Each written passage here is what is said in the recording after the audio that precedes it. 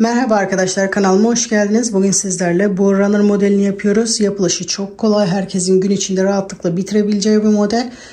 Modelin eni 38 santim, boyu 105 santim, püskülsüz hali. Bu ölçülerde bir runner'a yaklaşık 300-350 metre arasında ip gitti. Bu modelin en kısa zamanda supla yapılışında paylaşacağım. Takipte kalın. Zili açarsanız size bildirim gelecektir. Bunu masanızın üzerinde isterseniz bu şekilde kullanabilirsiniz. Bu şekilde sarkıtarak da kullanabilirsiniz. Her iki şekilde kullanabilirsiniz. Benden görüp yapan arkadaşlar sosyal medyada paylaşım yaparken açıklama kısmından benden bahsederseniz sevinirim. Yapacak arkadaşlar YouTube kanalımıza kolaylıkla bulabilir. Instagram hesabımda beni etiketlerseniz etiketler bölümünde hem takipçilerim görmüş olur hem de ben görmüş olurum. Kimlerin neler yaptığını merak ediyorum. Etiketleyerek daha çok kişiye göstermiş olabilirsiniz. Bu modeli isterseniz runner olarak, isterseniz sehpa örtüsü olarak da kullanabilirsiniz. İsterseniz bu şekilde püskülsüz olarak, isterseniz benim gibi püskül takarak da kullanabilirsiniz. İki şekilde de güzel durdu. Videoya başlamadan önce sizlerden ricam, kanalıma hala abone değilseniz kanalıma ücretsiz abone olabilir. Bu videoma destek olmak için bir beğen ve yorum bırakırsanız sevinirim arkadaşlar. Benim için bu şekilde kalp emojisi bırakırsanız sevinirim. Aklınızda soru işareti kalmasın diye bütün detaylarıyla anlattım. Sizlerden ricam atlamadan izlerseniz bütün detayları görmüş olursunuz. Şimdi modelimizin yapılışına geçebiliriz. Ben yurt dışında yaşıyorum. Bu şekilde yabancı bir marka ip kullanıyorum. 2 mm kalınlığında koton makrome ip kullanıyorum. %69 koton, %31 polyester ip. Bu şekilde ip kullanıyorum. İpimin kalınlığı da bu şekilde. Yakından göstereyim. İpin arkasında 2 ile 4 mm tığ kullanabilirsiniz diyor. Ben 4 mm tığ kullanacağım. Modele sihirli halka yaparak başlıyorum. Orta parmağımdan önden arkaya doğru doluyorum. Birleşim noktasından sıkıca tutuyorum. Tığımı ipin altından beri geçirip ipimi alıyorum. Bir tur döndürdükten sonra zincir atıyorum. Bu şekilde ben kendi sihirli halkamı bu şekilde oluşturuyorum. İlk trabzan için 3 zincir çekeceğim. Bu ilk zincirin 1, 2, 3 toplamda 3 zincir. 3 tane daha trabzan yapacağım. Bununla birlikte 4 olacak. Bu 1, bu 2, 3 ve 4. Arada 3 zincir. Tekrar aynı boşluk içerisinde 4 trabzan daha yapıyorum. 1 2 3 4. trabzanı da yapıyorum. Şimdi tekrar burada yaptığımız gibi 3 zincir yapıyoruz. Bu şekilde 4 tane dörtlü trabzan olacak. Köşede 3 zincir. Tekrar aynı boşluk içerisinde 4 trabzan daha yapıyorum. 1 2 3 ve 4. Tekrar köşede 3 zincir. Son dörtlüyü yapıyorum. Aynı boşluk içerisinde 4 trabzan daha yapıyorum. 1 2 3 4. Şimdi halkamı iyice sıktırıyorum.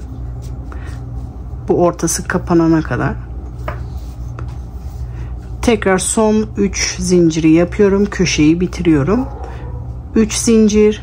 Bu ilk başta yaptığımız 3 zincirin 3. zincirine batarak ipi alıyorum. Sıramı burada birleştiriyorum. Sıramız bitmiş oluyor. Şimdi ikinci sıraya başlıyorum. 5 zincir. 3 4 5.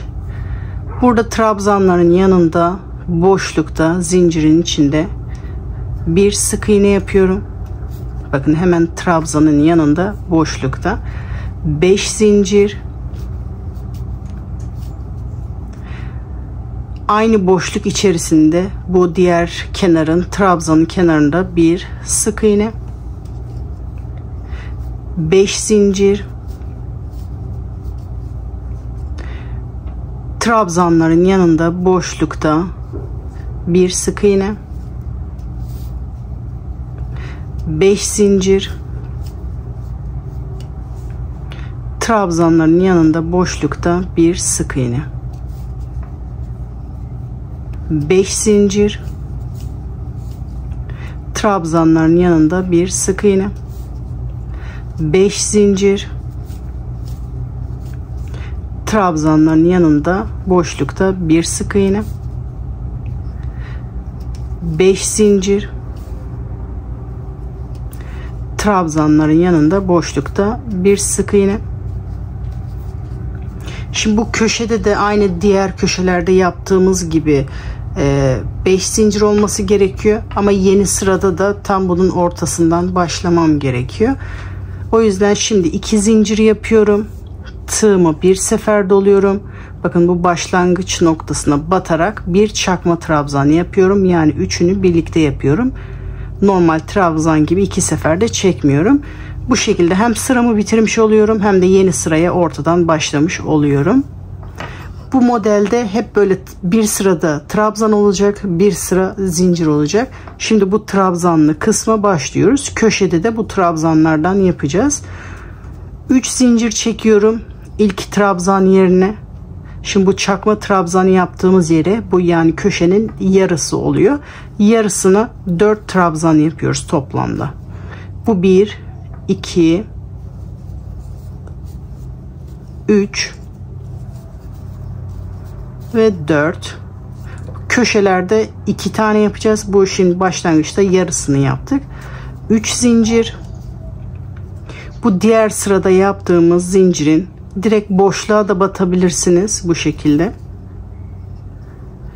Dilerseniz 3. zincirin içinde de bu şekilde bir sık iğne de yapabilirsiniz. Ben direkt boşlukta yapacağım. 3 zincir. Bakın köşeye geldim. İlk yarısını yapıyorum. 4 trabzan. 1 2 3 ve 4. Buralarda yaptığımız gibi arada 3 zincir yapıyoruz. Şimdi diğer yarısını yapmaya başlıyorum. Aynı bu tarafta yaptığımız gibi 4 trabzan yapıyorum aynı boşluk içerisinde. 1 2 3 ve 4. Bu modelde köşeleri hep bu şekilde yapacağız. Köşeler aynı.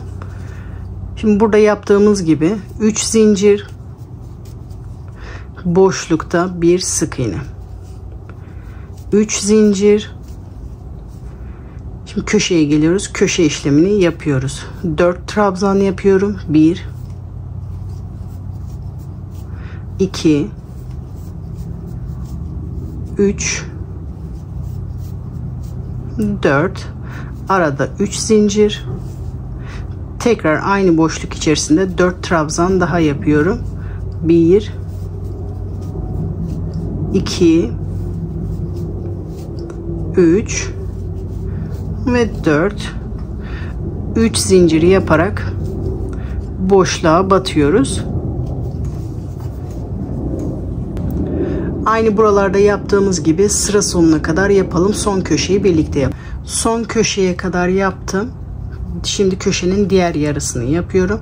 Aynı boşluk içerisinde 4 trabzan yapıyoruz. 1 2 3 ve 4. Şimdi sıramızı birleştiriyoruz. 3 zincir. Bu sırada ortadan başlamama gerek yok. Direkt burada birleştirebilirim. 3 zincir. Bu ilk yaptığımız zincirin 3. zincirine batarak sıramı orada birleştiriyorum. Şimdi yeni sıraya aynı buradaki gibi başlıyoruz. 5 zincir. Bakın hemen trabzanların yanında boşlukta bir sık iğne yapıyorum. Bakın buradaki gibi bir sık iğne. 5 zincir. Trabzanların yanında boşlukta bir sık iğne. 5 zincir. Köşede trabzanların yanında bir sık iğne. 5 zincir. Aynı boşluk içerisinde trabzanların yanında bir sık iğne. Burası köşe olduğu için bu şekilde yapıyoruz. 5 zincir, trabzanların yanında boşlukta bir sık iğne. Bu sırada da hep zincir yapacağız. Zincir yaparak bu trabzanın yanına kadar, köşede trabzanın yanına kadar yapalım. Köşeye kadar geldim. Son birleştirme aşamasına geldim. Aynı burada yaptığımız gibi hem sırayı birleştirmem gerekiyor hem de ortadan başlamam gerekiyor. 2 zincir, tığımı doluyorum. Bu başlangıç noktasına batarak üçünü birlikte yaparak bu şekilde çakma trabzan yapıyorum. Hem sıramı birleştirmiş oluyorum hem de ortadan başlamış oluyorum. Aynı burada yaptığımız gibi köşenin yarısını yapacağız. 3 zincir. İlk zinciri bu birleşim aşamasında çektiğim için çekmiyorum. Toplamda 3 oluyor. Bu ilk trabzanım sayılıyor. 3 trabzan daha yaparak toplamda 4 trabzan yapıyorum. 1 2 ve 3. Bu başta çektiğimiz zincirle toplamda 4 oluyor. Şimdi buradaki işlemi buraya yapıyoruz. 3 zincir, boşlukta bir sık iğne, 3 zincir. Şimdi burada trabzanı yapmaya başlıyoruz. Diğer sıralarda bu boşluk olmadığı için direkt bu zincirli kısmı yapmıştık. Şimdi artık modelimiz büyüdüğü için burada da trabzanı yapmaya başlıyoruz. Bir boşluk yaptıktan sonra şimdi trabzanlı kısmı yapıyoruz. Toplamda 4 trabzan yapıyorum. 1 2 3 ve 4. Arada 3 zincir. 4 trabzan yaptıktan sonra 3 zincir yapıyoruz. Bu ara boşluğu yapmak için. 3 zincir, boşlukta bir sık iğne. 3 zincir. Şimdi köşe işlemini yapıyoruz. Bir tarafta 4 trabzan. 1 2 3 ve 4. Arada 3 zincir. Tekrar aynı boşlukta 4 trabzan daha yapıyorum. 1 2 3 ve 4. 3 zincir. Sıradaki boşluğa gelerek bir sık iğne yapıyorum. Bu kenarda yaptığımız işlemin aynısını diğer kenarlarda yaparak bu köşeye kadar gelelim. Köşeye kadar geldim. 3 zincir çektim. Bu başlangıçta yaptığım boşluğa gelerek köşenin diğer tarafını tamamlıyorum. 4 trabzan yapıyorum. 1 2 3 ve 4. Arada 3 zincir yapıyorum ve sıramı birleştiriyorum. Bu ilk çektiğim 3 zincirin 3. zincirinden sıramı birleştiriyorum bu şekilde iz sürümü yaparak. Bu sırayı da bu şekilde tamamlıyoruz ve yeni sıraya başlıyorum. Şimdi burada zincirli kısmı yapıyoruz. Trabzanlı sıra bitti. 5 zincir, 1 2 3 4 5. Trabzanların yanında boşlukta bir sık iğne. 5 zincir. Trabzanların yanında boşlukta bir sık iğne. Bu şekilde boşluğumuzu oluşturuyoruz. 5 zincir. Boşlukta trabzanların yanında bir sık iğne. 5 zincir. Trabzanların yanında boşlukta bir sık iğne. 5 zincir. Şimdi köşeyi yapıyoruz. Köşede trabzanların yanında boşlukta bir sık iğne. 5 zincir. Bu aynı boşlukta bu köşede trabzanların yanında bir sık iğne. Bu sırada da hep 5 zincir ve sık iğne yapıyoruz. Diğer kenarları da bu yaptığımız kenar gibi yaparak sıra sonuna kadar, bu köşeye kadar yapalım. Aynı bu sırayı tekrar ediyoruz. Sıra sonuna kadar, köşeye kadar geldim. Aynı burada yaptığımız gibi hem sırayı birleştirmem gerekiyor hem de ortadan başlamam gerekiyor. 2 zincir, tığıma doluyorum. Bakın bu başlangıç noktasında battığım yere batarak bir çakma trabzan yapıyorum. Yani üçünü birlikte bir zincir çekerek sıramı bu şekilde birleştirmiş oluyorum. Şimdi yeni sıraya aynı bu trabzanlı sırayı yaparak başlıyoruz. Artık hep bu iki sırayı tekrar ediyoruz. Bir trabzanlı sıra, bir zincirli sıra. 3 zincir, bu birleştirirken çektiğim zincirle birlikte sayıyorum. 3 zincir ve boşlukta bu köşenin tek tarafını yapıyoruz. Bu birinci trabzan olarak sayıyorum. 1, 3 trabzan daha yaparak toplamda 4 trabzan yapıyorum. 2, 3 ve 4. Şimdi bu zincirli kısmı yapıyoruz. 1, 2, 3, boşlukta bir sık iğne. 3 zincir, sıradaki boşlukta trabzan yapıyoruz. Bakın bu trabzanlar hep aynı yere denk gelmiyor. Bir sırada burada, ikinci sırada direkt ortaya denk geliyor. Şimdi bunun kenarlarına denk geliyor trabzanlı kısımlar. Boşluğa gelerek bir trabzan yapıyorum. Aynı boşlukta 3 trabzan daha yaparak toplamda 4 trabzan yapıyorum. 3 ve 4. Arada 3 zincir. Bakın şimdi buradaki boşlukta bir sık iğne. 3 zincir. Sıradaki boşlukta 4 trabzan. 1, 2, 3 ve 4. Şimdi boşluğa gelerek bu zincirli kısmı yapıyoruz. 3 zincir, boşlukta bir sık iğne, 3 zincir. Şimdi köşeye gelerek köşe işlemini yapıyoruz. Bir tarafta 4 trabzan yapıyorum. 1, 2, 3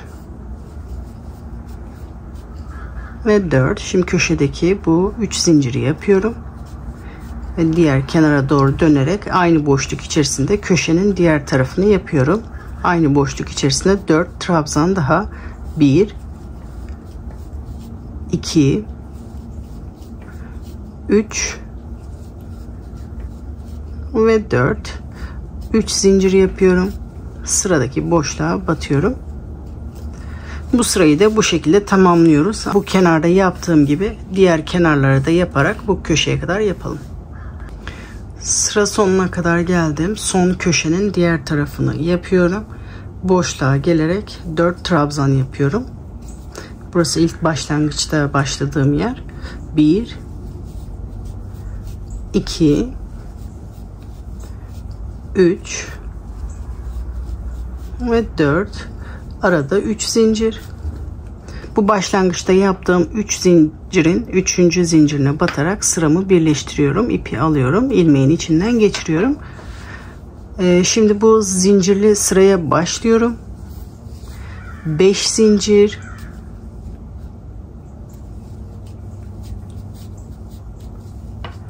boşlukta trabzanın yanında bir sık iğne, 5 zincir, trabzanın yanında boşlukta bir sık iğne, 5 zincir, boşlukta trabzanın yanında bir sık iğne, 5 zincir, trabzanın yanında boşlukta bir sık iğne, 5 zincir,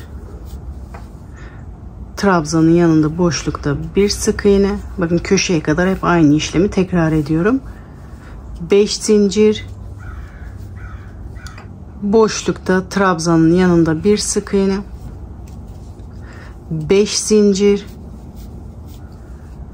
boşlukta trabzanın yanında bir sık iğne. Şimdi köşe işlemini yapıyoruz. Tekrar aynı boşlukta trabzanın yanında 5 zincir çekerek orada sık iğne yapıyorum. Bakın trabzanın yanında 5 zincir, trabzanın yanında bir sık iğne. Bunu da bu şekilde sıra sonuna kadar tamamlıyoruz. Aynı bu kenarda yaptığımız gibi. Sıra sonuna kadar geldim. Şimdi sıramı birleştiriyorum.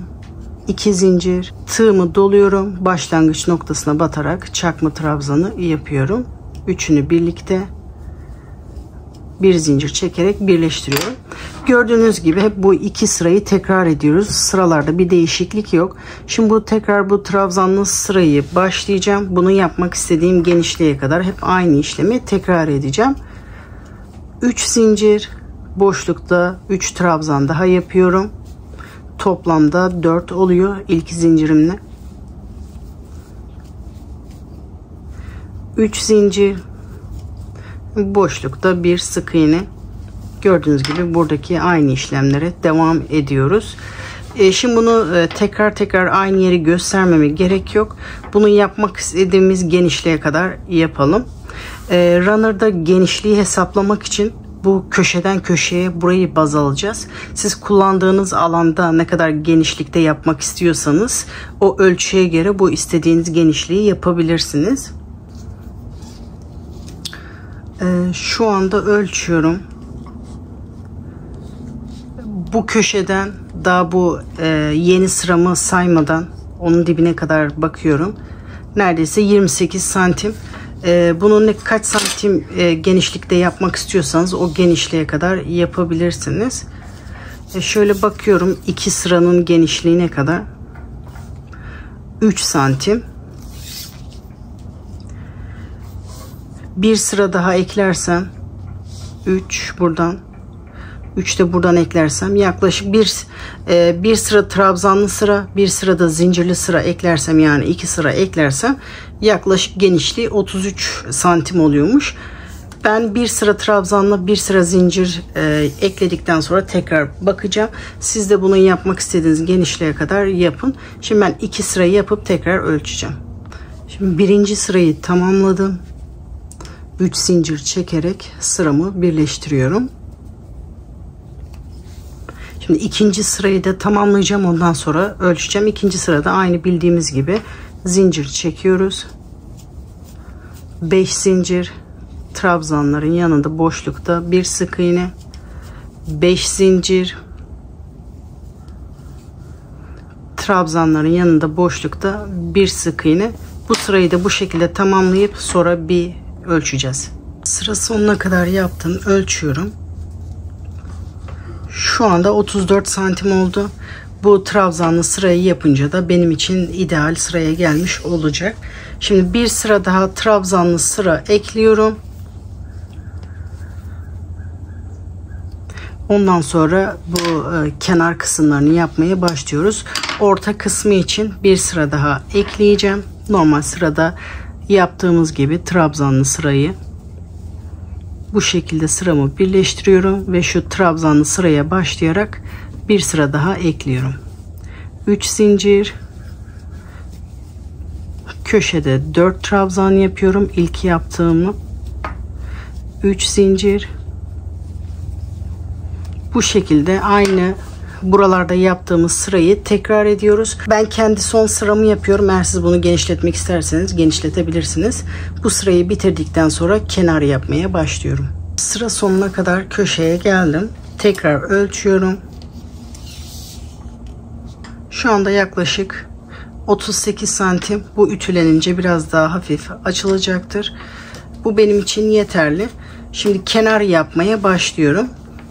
Bu trabzanlı sıraların hep aynı yönde olması için şimdi yapacağım zincirli sırayı ters dönerek yapmam gerekiyor.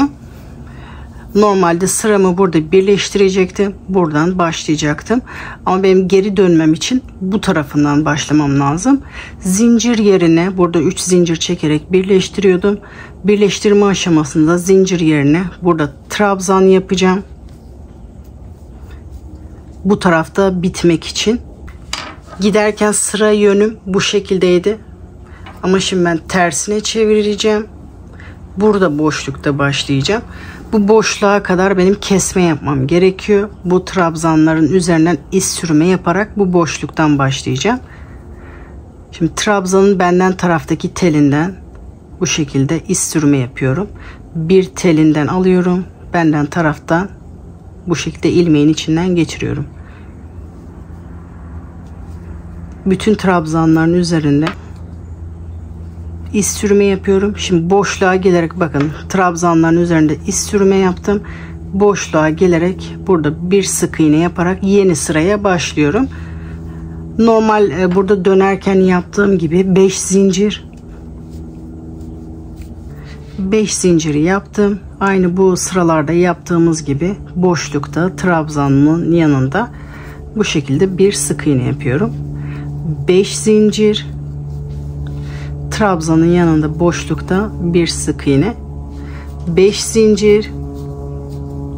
Trabzanın yanında boşlukta bir sık iğne. Aynı bu ortada yaptığımız gibi yapacağız. Bu şekilde köşeye kadar yapalım. Bakın sıraya burada başlamıştım. Köşeye kadar aynı şeyi tekrar ederek yaptım. Köşeyi de aynı normal sıralarda yaptığımız köşe gibi yapıyoruz. Boşlukta trabzanın yanında bir sık iğne, 5 zincir. Şimdi diğer kenara doğru dönüyorum. Aynı boşlukta trabzanların yanında bir sık iğne, 5 zincir. Boşlukta trabzanın yanında bir sık iğne. Buraları çok uzatmak istemiyorum. Bu aynı bu sıralarda yaptığımız gibi yapıyoruz. Bunu da buraya kadar, burası köşe, köşenin yanındaki boşluğa kadar yapalım. Bakın son boşluğa kadar geldim. Bu köşenin yanındaki boşlukta trabzanların yanında bir sık iğne yaparak sıramı burada bitiriyorum. Artık tam tur etrafını dönerek gitmeyeceğiz. Bu şekilde sadece bir köşemiz olacak. Böyle gidip tekrar geri geleceğiz. Gidip geri geleceğiz. Bu şekilde bir tek tarafı uzatacağız. Bu diğer tarafı da sonra yapacağız. Şimdi bu kenara kadar geldim. Tersine çeviriyorum. Şimdi trabzanlı sırayı yapacağız. Bu ilk boşlukta trabzan yapmaya başlayacağım. Hafif biraz ortadan başlaması gerekiyor. Bakın burada trabzanları yaparken birer boşluk kenarda kalıyor. Ben de bir zincir iz sürme yapacağım. İkinci zincirin içinde de bir iz sürme yaparak yeni sıraya başlıyorum. Şimdi aynı buradaki işlemi yapacağız. 4 trabzan yapacağız bu boşlukta. İlk trabzan için 3 zincir yapıyorum. Bu ilk trabzanımız toplamda 4 trabzan olacak. 3 trabzan daha yapıyorum. Toplamda 3 olmuş oluyor. Toplamda 4 trabzan oldu. Şimdi buradan sonrası yine aynı diğer bu sıralarda yaptığımız gibi 3 zincir, boşlukta bir sık iğne, 3 zincir, boşluğa gelerek bir trabzan yapmaya başlıyorum ve toplamda 4 trabzan yapıyorum. 1 2 3 ve 4. Burayı da aynı bu sıralarda yaptığımız gibi köşeye kadar yapalım. Köşe de aynı olacak ama köşeye kadar yapalım. Köşeye kadar geldim. Köşe aslında yapılışı aynı. Bir sefer bu kenarda da göstermek istiyorum. Sonraki sıralarda bu köşeleri tekrar göstermeme gerek yok. Şimdi köşeye gelerek bir tarafta 4 trabzan yapıyorum. 1 2 3 ve 4. Arada 3 zincir. Diğer kenara doğru dönüyorum. Aynı boşluk içerisinde 4 trabzan daha yapıyorum. 1 2 3 ve 4. Köşeyi de aynı diğer sıralarda yaptığımız gibi yaptım.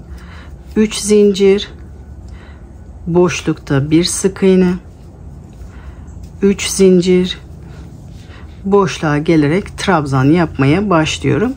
Burayı da Aynı diğer kenarda yaptığımız gibi, bu kenarlarda yaptığımız gibi aynı şekilde trabzanlı sıraya devam ediyoruz. Bu son boşluğa kadar trabzan yapalım. Şimdi sıranın sonuna kadar geldim, boşluğa kadar. Bakın burası başlangıç yeri, iz sürümü yaparak buraya kadar gelmiştik. Şimdi burası sıranın başlangıcıydı. Şimdi burada da sıramızı bitiriyoruz. Şöyle göstereyim. Bakın bu kenardan başlamıştık. Bu kenara kadar yaptım. Buradan başlamıştım. Bu kenara kadar yaptım. Sadece bir köşemiz var artık. Buralarda köşe yapmıyoruz. Diğer kenara dönmüyoruz. Şimdi buradan da geri döneceğiz. Bakın. Bu köşe, bu köşeden bu kenara kadar iz sürme yapmıştım. Bu yeni sıraya buradan başlamıştım. Şimdi o zincirin üzerine kadar trabzan yaptım. Burada sırayı bitiriyorum bu şekilde ve tersine çevirerek yeni sıraya başlıyorum. Aynı burada yaptığımız gibi benim bu boşlukta başlamam gerekiyor. Burada yaptığım gibi iz sürme yaparak boşluğa kadar geliyorum. Bu şekilde trabzanların benden taraftaki telinden tığımı geçiriyorum, ipi alıyorum, ilmeğin içinden geçiriyorum. Bu şekilde bütün trabzanların üzerine iz sürme yapıyorum. Bakın trabzanın yanında boşlukta bir sık iğne yaparak yeni sıraya başlıyorum. Buradaki gibi 5 zincir, trabzanın yanında bir sık iğne, 5 zincir, trabzanın yanında bir sık iğne. Bu sırayı da aynı normal zincirli sıralarda yaptığımız gibi zincir çekerek yapıyoruz. Boşlukta trabzanların yanında bir sık iğne yapıyoruz. İlk burada kenara başladığımız sıra gibi köşeyi de yapıyoruz. Artık köşeleri göstermeme gerek yok. Videoyu uzatmak istemiyorum. Zincirli kısmı, köşeyi de aynı şekilde yapıp burada trabzanlı yere kadar, bu boşluğa kadar yapalım. Buradan başlamıştım. Köşeyi yaptım. Köşeden sonraki sırayı da buraya kadar yaptım.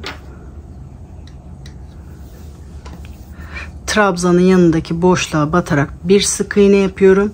Bu sırayı da burada bitiriyorum. Aynı burada yaptığımız gibi kesme işlemi yapacağız. Diğer sıraya dönüyorum. Bakın burada ikinci zincirin içinden başlamıştım. Aynı bunu da ikinci zincirin içinde iz sürme yapıyorum ve yeni sıraya buradan başlıyorum. Aynı buradaki gibi 3 zincir çekerek yeni sıraya başlıyorum. Bu ilk trabzan için şimdi buradaki gibi 3 tane daha trabzan yapıyorum. 1 2 ve 3. İlk zincirle birlikte toplam 4 trabzan olmuş oluyor. Şimdi normal sırada yaptıklarımıza devam ediyoruz. 3 zincir, boşluğa gelerek bir sık iğne, 3 zincir, bakın boşluğa gelerek bir trabzan, 2 3 ve 4. Şimdi buradan sonrası da aynı olacak. Bu sırada yaptığımız gibi köşeye kadar geliyoruz. Buradaki köşe işlemini de buraya yapıyoruz. Ondan sonra sıra sonuna kadar gelerek bu boşluğa kadar yapalım. Bakın buradan başladık. Köşeyi yapacağız. Sıra sonuna kadar buraya kadar yapalım. Burada başlamıştım. Sıra sonuna kadar buraya kadar geldim. Köşeyi de aynı şekilde yaptım. Bir değişiklik yok. Sıra sonuna kadar geldim. Son buraya da trabzan yapıyorum. Sırayı burada bitiriyorum. Toplamda 4 trabzan yapıyorum. 2 3 ve 4. Bu sırayı da burada bitiriyorum. Şimdi bu boşluktan başlamam için buradaki gibi tersine çevirip yeni sıraya başlıyorum. Buraya kadar iz sürme yapıyorum. Gördüğünüz gibi artık hep bu iki sırayı tekrar ediyoruz. Trabzanların tepesinde benden taraftaki telinden iz sürme yapıyorum. Bu şekilde bütün trabzanların tepesinde sonuncu trabzanın da tepesinde istirme yapıyorum ve boşluğa gelerek trabzanın yanında boşlukta bir sık iğne çekerek yeni sıraya başlıyorum. Gördüğünüz gibi hep şu iki sırayı, şu zincirli sırayı bir de bu trabzanlı sırayı tekrar ederek hep gidip geleceğiz. Bu şekilde yapmak istediğimiz uzunluğa kadar yapacağız. 5 zincir, bakın boşlukta trabzanın yanında bir sık iğne, 5 zincir, trabzanın yanında boşlukta bir sık iğne. Bundan sonrasını sıra sonuna kadar göstermeme gerek yok. Dediğim gibi şu iki sırayı tekrar ederek bu sırayı tamamlıyoruz. Bunu da her sırada kontrol edelim. Bakın burada kesmeye başladığımız yerden beri bu trabzanlı olan yerler kaç tane ise her sırada aynı olması gerekiyor. Eğer aynı değilse bir yerde bir yanlışlık vardır. Onu muhakkak her sırada kontrol edelim. Bakın bu kesmeye başladığım yer köşe değil. 1, 2, 3, 4, 5. 5 tane trabzanlı yer var. Şimdi yeni sırayı sayıyorum. 1, 2, 3, 4, 5. Aynı bir sırada bir bozukluk yok. Dediğim gibi bunu her sırada tekrar edelim. Kontrol edelim. Çünkü bazen kenarlarda ya da başka yerde karıştırmış olabiliriz. Bunu bu şekilde uzatmak istediğimiz uzunluğa kadar uzatıyoruz. Bakın hep böyle keseceğiz. Çünkü bu ortada çoğalıyor. Burada çoğalma olduğu için aynı eşit sayıda gitmesi için kenardan da kesmemiz gerekiyor. Buranın bu şekilde düz devam etmesi için. Bakın bir dahaki sırada da burada bitecek. Bu şekilde uzatıyoruz.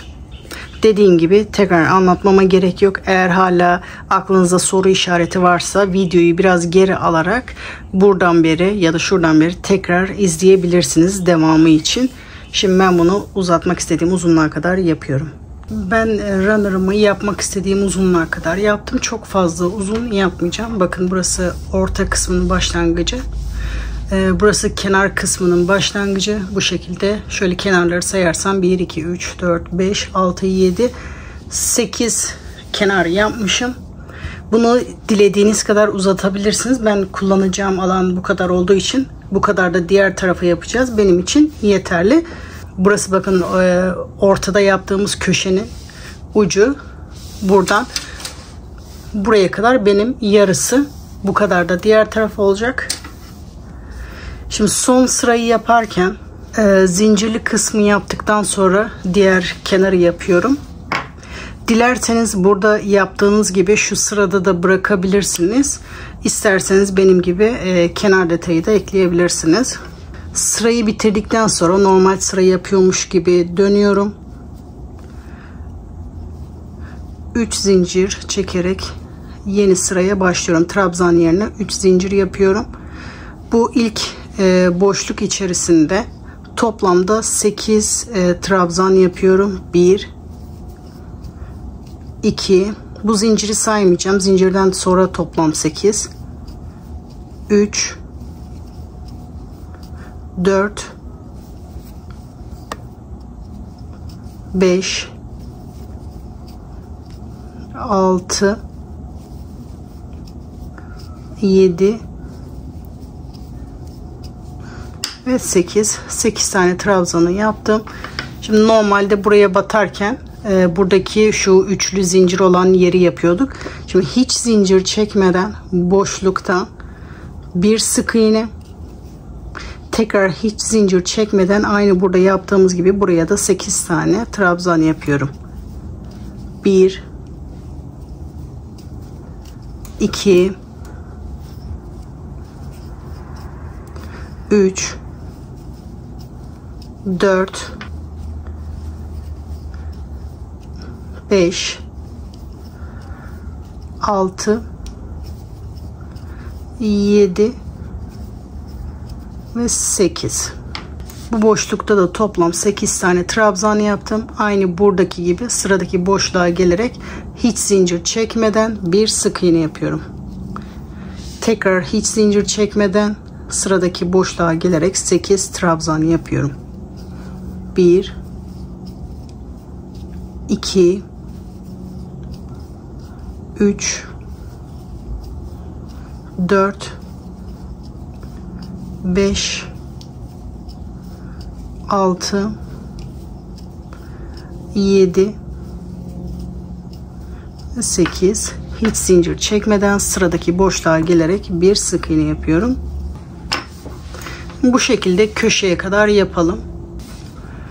Köşeye kadar geldim. Köşeyi de aynı normal köşede yaptığım gibi yapmaya devam edeceğim. Hiç zincir çekmeden köşe boşluğuna gelerek 4 bir tarafa, 4 diğer tarafa yapacağım. 1,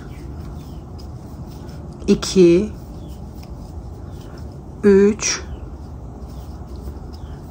ve 4. Arada 3 zincir. Sonra diğer kenara doğru dönüyorum. Diğer tarafında da 4 trabzan yapıyorum. 1, 2, 3 ve 4. Hiç zincir çekmeden sıradaki boşluğa giderek bir sık iğne yapıyorum. Bu tarafa da, bu kenara da aynı bu kenarda yaptığımız işlemi buraya yapıyoruz. Şimdi sıra sonuna kadar geldim. Bakın son boşluk kaldı. Buraya da 8 trabzan yapıyorum. Bu tarafı bitirmiş oluyorum. Hiç zincir çekmeden trabzan yapmaya başladım. 1, 2, 3, 4, 5, 6, 7 ve 8. 8 trabzan yaptıktan sonra 3 zincir çekip buradaki sık iğnenin tepesine batarak sıramı burada bitiriyorum. Bir zincir çekiyorum, ipimi kesiyorum.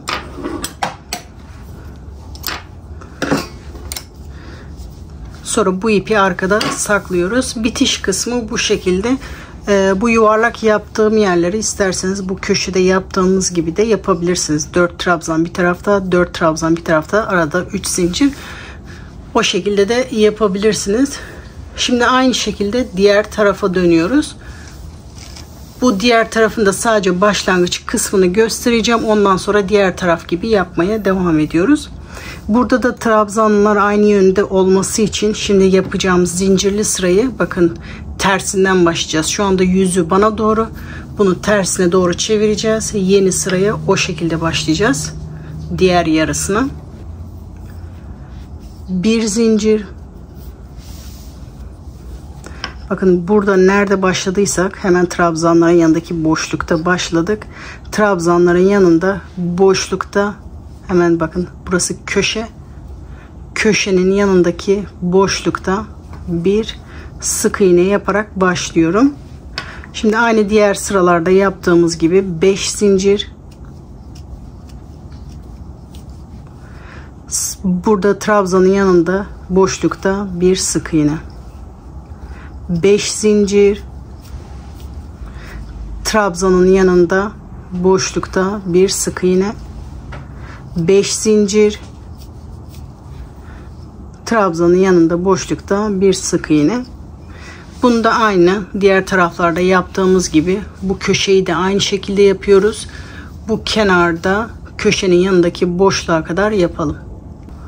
Sıra sonuna kadar geldim. Boşluğa kadar. Boşlukta bakın burası köşeydi. Kenar köşesi. Onun yanındaki boşlukta trabzanın yanında bir sık iğne yapıyorum. Ve sıramı dönüyorum. Şimdi trabzanlı sırayı yapacağız ve hepsi düze doğru bakıyor. Burası da aynı tamamen bu diğer tarafı yaptığımız gibi.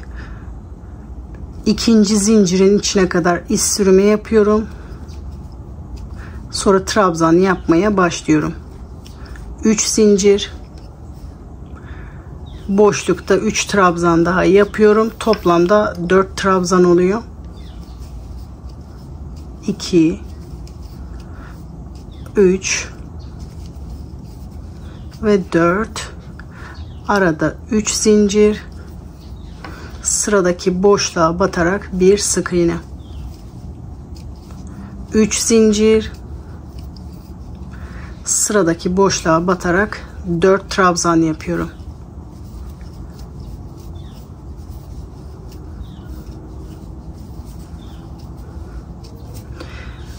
Burayı da aynı bu 2 sırayı tekrar ederek diğer tarafı bitiriyoruz. Hala tarife bakma ihtiyacı duyanlar varsa videoyu geri alarak bu diğer tarafta yaptığımız kısımlara bakabilirsiniz. Çünkü aynı buradaki 2 sırayı burada da tekrar edeceğiz. Bu diğer tarafın uzunluğuna kadar yapıyoruz. Kenarı da aynı şekilde yapıyoruz. Ondan sonra püskül yapılışına geçiyoruz. Bu bir tarafı bitirmiştik. Sonra diğer tarafı başlamıştım. Diğer tarafı da aynı burada kaç sıra yaptıysam o kadar sırayı yaptım. Şimdi kenar sırasına kadar geldim. Aynı diğer tarafta yaptığımız gibi kenar yapmaya başlıyorum. Burayı da aynı diğer tarafta yaptığım kenar işlemi yapıyorum. Bakın zincirli sırada bitti. Trabzanlı sırada kenar yapmaya başlıyorum. 3 zincir çekiyorum. İlk boşluğun içerisinde kenar yapmaya başlıyorum. Şu anda ilk boşluk. Toplamda 8 trabzan yapıyorum.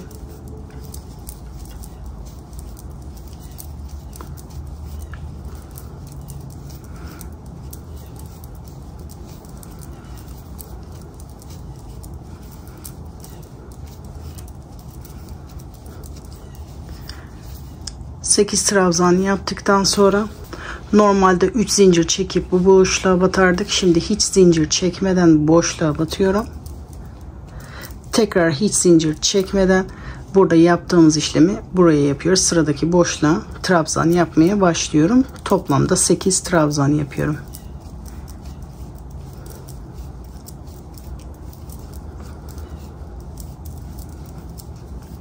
Beş, 6, 7 ve 8. Hiç zincir çekmeden sıradaki boşluğa bir sık iğne yapıyorum. Burayı da aynı diğer tarafta yaptığımız gibi bütün boşlukları yapıyoruz. Köşeyi de aynı şekilde sıra sonuna kadar, bu boşluğa kadar yapalım. Bu ucu da kenara kadar yaptım. Bakın köşeyi de yaptım. Diğer kenarı da yaptım. Bitirirken 3 zincir çekiyorum. Bu şekilde de bırakabilirsiniz. Benim gibi de bitirebilirsiniz. Bu ilk iz sürmenin içine ya da sık iğnenin içine bir iz sürme yaparak sıramı burada bitiriyorum. Bir zincir çekerek ipimi burada kesiyorum. Sonra bu ipi arkada saklıyoruz. Şimdi püskül yapılışına geçebiliriz. Püskül yaparken ben elimde yapacağım. İlk önce şu kadar uzunlukta 2 parça ip kesiyorum.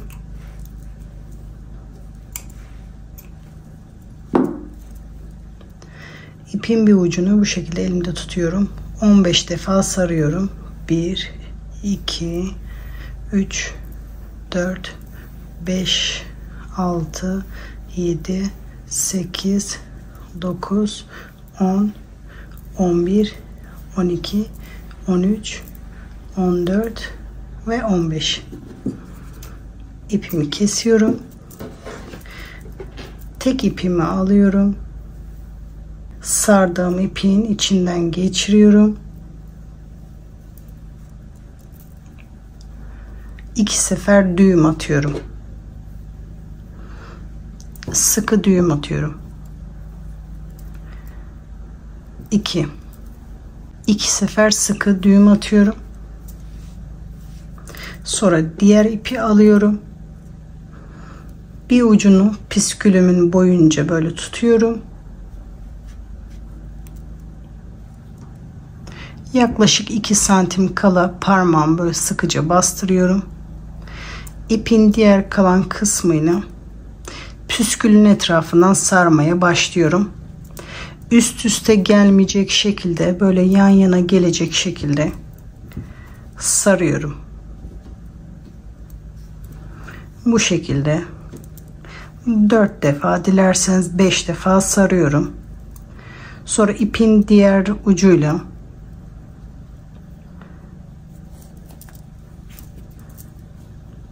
İki sefer düğüm atıyorum. 300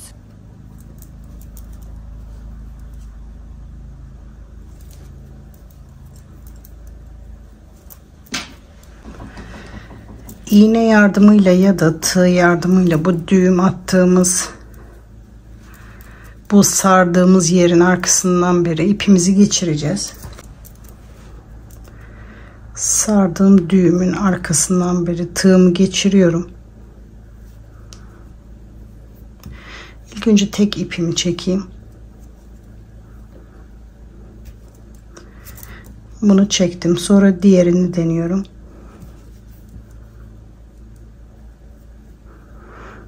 Diğerini de çektim.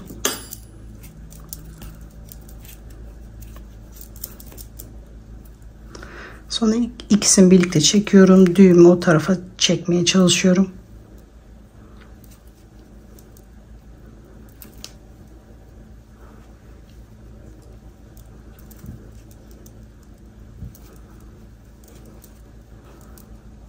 Ve bu şekilde oluyor. Sonra püskülümüzün boyunu da ayarlıyoruz.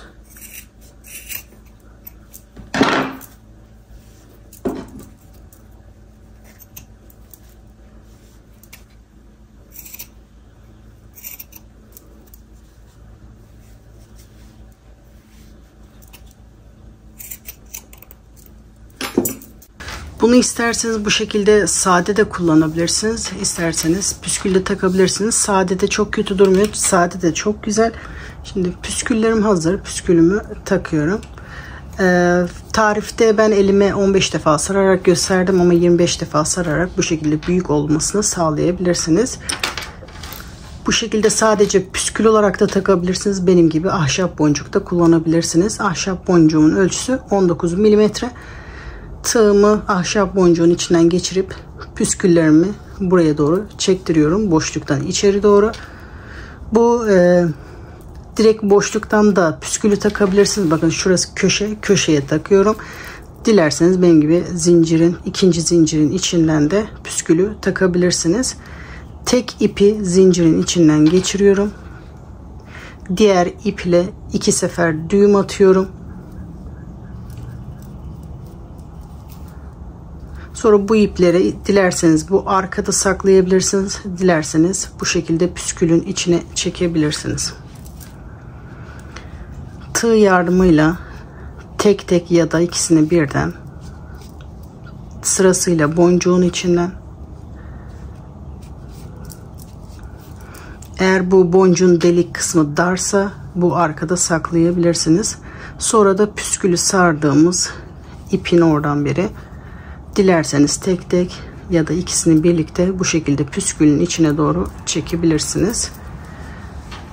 İpimiz püskülün boyundan uzunsa fazlalığı keselim. Diğer tarafa da aynı şekilde püskülü takıyorum. Ondan sonra bunu ben ipim koton ip olduğu için bunu tersten ütüleyip size bitmiş halini göstereceğim. Modelin yapılışı bu şekilde. Umarım siz de izlerken keyif almışsınızdır. Bu modelden kimler hangi renkte yapacak çok merak ediyorum. Beni Instagram hesabında etiketleyerek hem benim hem de takipçilerim görmesini sağlayabilirsiniz. Kimler neler yapacak merak ediyorum. Sıradaki videolarda görüşmek üzere. Hoşça kalın. Yapacak arkadaşlara kolay gelsin diliyorum.